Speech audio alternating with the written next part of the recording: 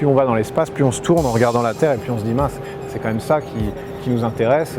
Plus on va loin, plus on met en perspective la chance qu'on a d'être là et puis les efforts à faire pour protéger tout ça. Ah oui, non mais bien sûr, de toute façon on ne peut pas se permettre de choisir, on n'a pas le luxe de choisir nos destinations et nous notre rôle c'est d'être prêt pour aller là où on a besoin d'aller évidemment. Hein. Mars ce serait fantastique parce que personne n'y est jamais allé et puis c'est une planète qui a eu de l'eau, qui a une histoire de la vie un peu plus développée que sur la Lune. La Lune on sait que c'est inerte pour la plupart, mais de toute façon s'éloigner du berceau de l'humanité, s'éloigner de la Terre, c'est une aventure formidable d'une manière comme d'une autre. Alors on avait un programme lunaire déjà depuis 2 ans, 2-3 ans, on s'est mis en ordre de bataille pour retourner vers la Lune, de manière plus coopérative, plus durable, utiliser des ressources in situ, etc. Mais là on sent un petit coup d'accélérateur, peut-être qu'il y a une réalisation de se dire mince, c'était quand même il y a 50 ans, on n'y est jamais retourné, c'est quand même un peu dommage, il y a plein de choses à y faire. Du coup cet anniversaire donne un petit peu de dynamisme à ces projets-là et c'est tant mieux. Ah, c'est une bonne question. L'ISS a été une pierre angulaire sur la route de l'exploration. Ce qu'on fait sur l'ISS, c'est de la science pour la Terre. Donc là, c'est vraiment médecine, physiologie, des choses comme ça, science des matériaux, des choses qu'on applique ensuite sur Terre. Mais c'est aussi une étape nécessaire sur l'exploration. Donc il faut apprendre à vivre dans l'espace pour des périodes longues, il faut apprendre les effets de l'espace sur le corps humain pour pouvoir envisager d'aller plus loin.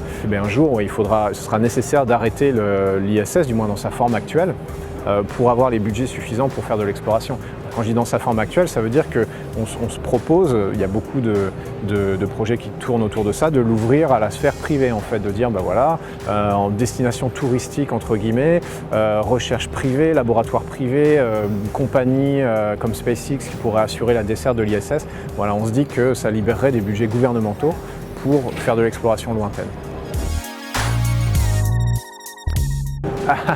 L'avenir pour nous, je dis pour nous parce que je ne suis pas tout seul, j'ai mes collègues européens un peu dans tous les pays de l'agence spatiale.